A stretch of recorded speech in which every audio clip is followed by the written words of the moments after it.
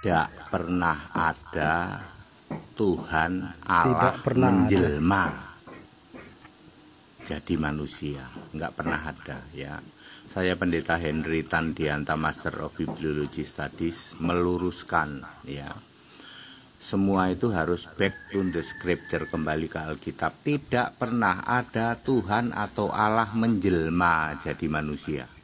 Itu karangannya para RM Catholic dan Romo para Katolik, PDT ya, pendusta dari Tritunggal Maha Sesat itu ya. Ya, ayat Alkitab menulis Allah dibentuk, Yesaya 43 ayat 10. Lalu Allah menjadi manusia. Ya, Yohanes 1 ayat 14. Firman itu Tuhan, arkontas, bukan logos ya. Yang logos itu ke laut aja ya. Ya, yang masih nyebut-nyebut logos itu silahkan Anda ke laut jadi pendetanya ikan duyung, atau ke hutan jadi romonya para bedes ya. Tidak pernah ada Allah menjelma ya. Kalau yang menjelma itu babi ngepet itu ya. Tidak pernah ada Allah atau Tuhan menjelma, tidak pernah ada reinkarnasi, tidak ada. Allah menjadi ya toh, become ya, become flesh ya, menjadi flesh itu dagingnya manusia ya, itu maksudnya manusia, atau Allah dibentuk ya. Sebelum aku tidak ada Allah dibentuk ya, jadi tidak pernah ada ya. Mosok Tuhan kok menjelma ya, itu menghina itu ya. Para PDT pendusta, para PDT pendusta, para RM raja muter-muter dari Katolik maupun dari semua produk daripada para PDT Tritunggal Maha Sesat yang Anda selalu menggembar-gemborkan Allah menjelma, Allah inkarnasi, nggak pernah ada. Yang benar Allah dibentuk ya, Yesaya 43:10. Allah dibentuk, dan ya? Tuhan atau firman menjadi manusia. Berarti Allah dibentuk, ada yang membentuk, ada yang menjadikan Allah. Back to the scripture. Kalau Anda tidak paham ya, Anda pikir Anda sedang berkhotbah memuliakan Allah gitu. Oke, bukti-bukti kebodohan mu'allaf akan saya pertontonkan pada kesempatan kali ini. Assalamualaikum warahmatullahi wabarakatuh. Alhamdulillah wa syukurillah, jumpa lagi dalam konten jadi ya, atau konten mentah, bukan live ya maksudnya. Bersama saya Filipus Christian, mu'alaf yang sangat dibenci oleh Bani Kufar pemakan babi sejagat raya, yang diberi hidayah oleh Allah Subhanahu wa taala dalam menemukan jalan dan kebenaran dan hidup di dalam dinul Islam. Inna dinna indallahil Islam. Kesempatan kali ini saya akan coba menampilkan satu video dari pendeta gendut perut babi yang hari-harinya makan babi, yaitu pendeta Alfred Esrasoru ya. Tadi itu video teman saya itu ya, pendeta Henry Tan ya, teman saya itu ya. Ya, teman saya, oke. Itu iklan aja ya. Yang akan kita bahas adalah bukti-bukti kebodohan mu'alaf. Nah, dalam sebuah video Esrasoru kemudian mengatakan mu'alaf itu bodoh-bodoh semua, dan kita sudah tahu itu juga sudah pernah saya bahas berkali-kali di channel ini. Baik itu secara live maupun secara konten mentah atau konten jadi atau monolog atau secara offline. Lalu dia menampilkan, setelah dia mengatakan itu, ada juga dia menampilkan di kesempatan lain di mana ada mu'alaf yang berkualitas kemudian masuk Islam ya, kemudian masuk Islam. Salah satunya adalah pendeta-pendeta satu kelas, sepenamatan dengan beliau gitu loh. Ini kebodohan yang sangat fatal yang dilakukan oleh pendeta gendut perut babi ini ya, pendeta Esrasoru. Kenapa saya katakan begitu? Karena dia mengatakan seluruh mu'alaf itu bodoh-bodoh, dan saya kena tersinggung, dan wajib saya memiliki hak jawab untuk memaki juga. Saya juga ya, walaupun dalam Islam tidak ada ajaran memaki ya, kecuali hal yang sudah dilakukan, boleh kita membalas pantun ya. Takabur lil mutakabir, kata Ustaz Somad, takabur lil mutakabir sodako. Orang-orang yang sombong, orang-orang yang seperti ini boleh kita permalukan ya. Oke. Dia katakan bahwa mu'alaf itu bodoh-bodoh, tapi di sisi lain ada mu'alaf-mu'alaf yang sekelas dengan dia, orang-orang mu'alaf-mu'alaf bermutu kemudian masuk Islam, yang kenal dia, yang mengenal dia. Ini parah nih. Ini parah nih. Oke ya, yang tadi itu apa namanya? Iklan ya. Nah, bagaimana videonya ini dia. Oh iya. Sebelum lanjut, saya ajak saudara untuk mendukung program kerja dakwah kami, pembangunan Mushola Bina Mu'alaf yang sedang kami kelola hari ini, saudara-saudara. Ya, yang masih mangkrak juga ya, namun kita coba tetap posting. Siapa tahu ada yang tertarik untuk mendukung ya. Masih mangkrak karena masih banyak bahan dan juga kebutuhan yang kami butuhkan untuk kelanjutan. Pernah nggak kita berpikir bahwasanya orang yang bangun masjid ini panen pahala semua orang yang sholat? Artinya dari mana orang bisa bangun masjid? Dari harta, ikhwah sekalian. Harus punya uang, harus punya pendapatan. Tapi pendapatannya sumbernya halal, keluarnya jelas kemana. Bukan dipakai foya-foya. Bangun masjid. Sabda Nabi SAW dalam hadis sahih dikatakan, Man bana baitan lillah, bana Allahu lahu baitan fil jannah. Siapa yang bangun di muka bumi rumah untuk Allah, masjid, Allah akan bangunkan baginya istana di surga. Oh Ustaz, saya nggak mampu bangun satu masjid, nggak masalah. Ada hadis lain yang mengatakan siapa yang membangun rumah Allah di muka bumi sebesar cakaran kaki burung di tanah, semampu kita cuma ikutkan 10.000 rupiah, 100.000 rupiah, digabung dengan pembelian semen dan batu bata dan seterusnya, maka Allah akan bangunkan baginya istana di surga. Jadi beda, orang yang menggunakan harta itu besar sekali. Besar sekali gitu kan, dia akan dapatkan pahala. Bayangkan kalau masjid ini menampung 1.000 orang misalnya, atau 2.000 orang, setiap orang yang sholat. Oke, saya tambahkan lagi Ustadz ya. Minimal 10.000 itu sudah lumayan. Itu yang paling minimal kata Ustadz tadi. Ya kalau saya nggak begitu, minimal mendoakan kami yang fisabilillah. Nggak nyumbang dana, minimal nyumbang doa. Jangan udah nggak nyumbang dana, nggak nyumbang doa, banyak gaya di kolom komentar. Ya, ini kok begini, ini kok mangkrak, ini kok mangkrak. Kau sudah nyumbang berapa? Kau jangan seperti Kristen lah, yang seperti orang oten-oten lah begitu ya. Yang selalu menampilkan sesuatu tanpa data. No action, talk only. Ya, ini bersin saya. Aduh, sampai bersin saya. No action, talk only. Tidak ada apa-apa yang dilakukan, ngomong doang. Ya. Jadi kalau udah nggak mampu menyumbang, nggak mau menyumbang, udah nggak mau ya, nggak tertarik atau malah curiga dengan pembangunan kami, ya minimal nggak usah komentar yang miring-miring, minimal doakan kami gitu loh. Dan nggak usah banyak ngatur-ngatur kami. Coba tolong update dong perkembangannya. Lagi mana berkembang? Kau minta kami update, kau sudah sumbang berapa, kan begitu. Ini otak-otak seperti ini cuma ada di Oten setahu saya. Oke, seperti itu. Ini dia nomor rekeningnya, ini dia nomor WA-nya.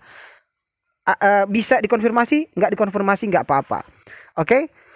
Demikian, dan kita langsung saja saudara-saudara kepada pembahasan kita bahwa mu'alaf itu bodoh-bodoh, dan ini bukti-bukti kebodohan mu'alaf ya. Nah, dari mana saya mengatakan bukti kebodohan mu'alaf? Nah, kita putarkan dulu videonya. Kita putarkan dulu video yang mengatakan itu. Nih.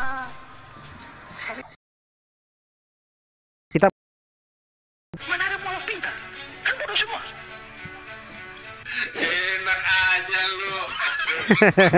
Seorang rekan misionaris, rekan satu sekolah dari pendeta Isra Soro yang sudah di sini.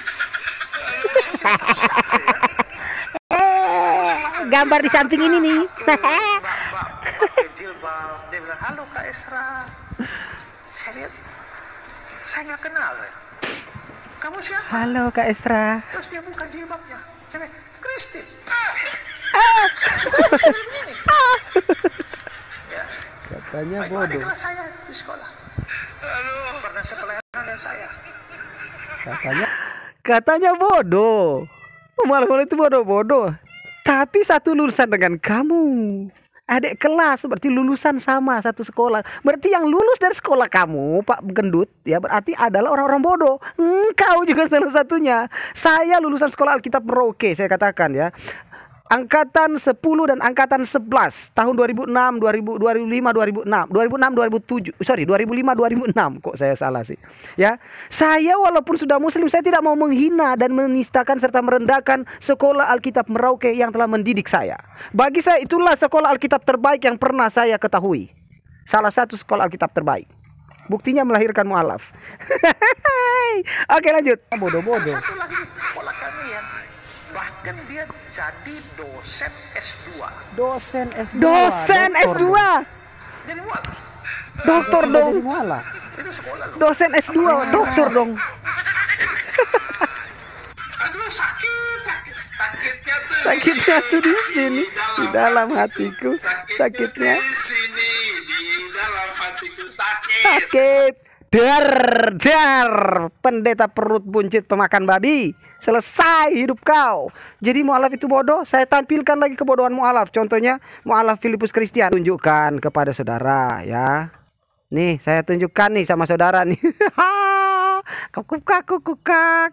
Nah saya tunjukkan satu kebodohan mualaf nih. Ini salah satu kebodohan mualaf adalah nih di beberapa hari lalu ya, ini ada debat mualaf versus Oten Botol ya.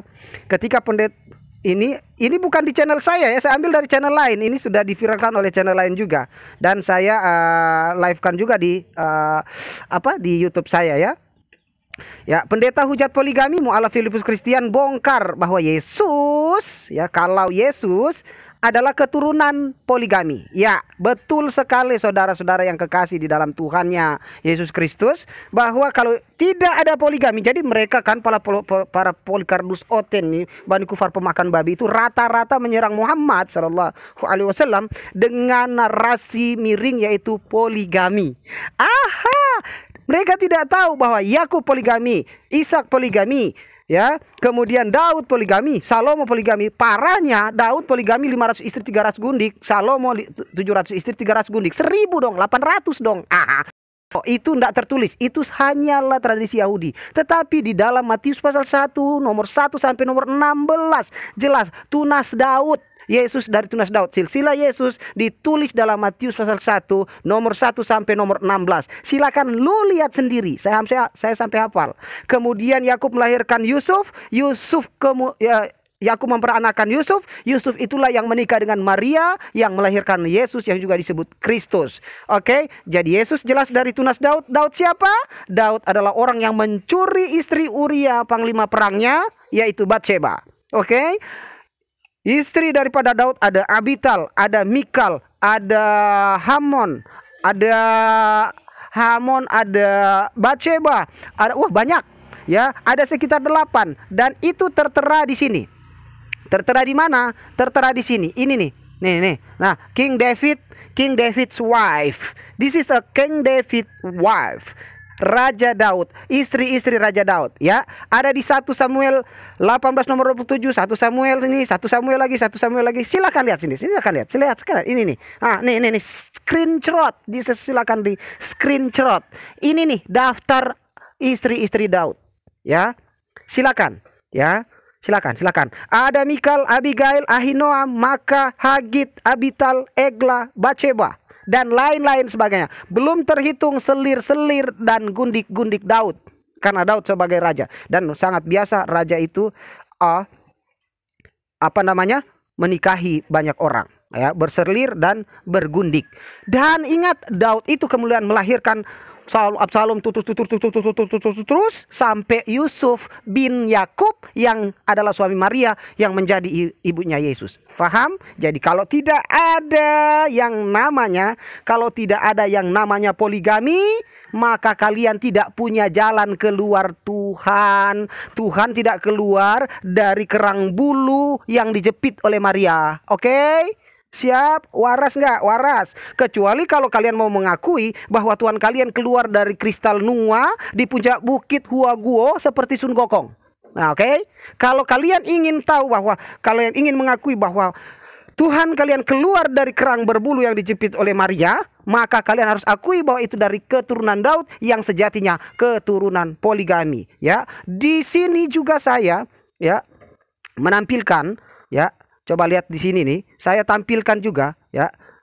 Oke. Dalilnya ini. Biar saya nggak asumsi begitu, terus dilaporin lagi ya. Matius 1 nomor 16 berbunyi ini ya. Yakub memperanakan Yusuf suami Maria yang melahirkan Yesus yang juga disebut Kristus. Nih, 1:16 ya. 1:16. 1 sampai 1:16. Nomor 1 sampai nomor 16 dibaca, nomor 1 sampai nomor 16. Biar kalian tahu silsilah Yesus itu dari mana. Dari keturunan poligami. Jadi stop bilang Muhammad SAW poligami kalau Anda tidak mau disebut tolol botol. Bodoh bin tolol. Oke, sampai di situ. Dan lain-lain juga saya tampilkan kebodohan mu'alaf nih. Di video ini Anda lihat sendiri di gambar samping ini, Filipus Christian tampil menghadapi pendeta-pendeta Kristen dan mereka semua kejang-kejang, ya. Debat Filipus versus Oten Botol, debat Filipus dan Oten Botol, ya, versus dan ya, jadi beda-beda itu. Kemudian ada debat mu'alaf versus Kristen. Anda lihat sendiri betapa mereka tak mampu menyangga dalil-dalil, narasi dan diksi yang dibuat oleh mantan kafir Filipus Christian, mu'alaf Filipus Christian yang katanya bodoh. Sampai di sini, salam akal sehat, salam akal waras. Mari stop menyembah manusia, stop menyembah Tuhan yang ada biji pelir buah lato-latonya. Mari kita saling menghargai juga, karena kalau kita tidak dihina, jangan juga menghina. Ini hanyalah balas pantun sesuai dengan yang mereka lakukan. Tabarakallahu fikum, jazilan katsiran, subhanahu wa bihamdika asyhadu an la ilaha illa anta astaghfiruka wa atubu ilaik. Assalamualaikum warahmatullahi wabarakatuh. Salam akal waras. Salam Tuhan tak kelihatan.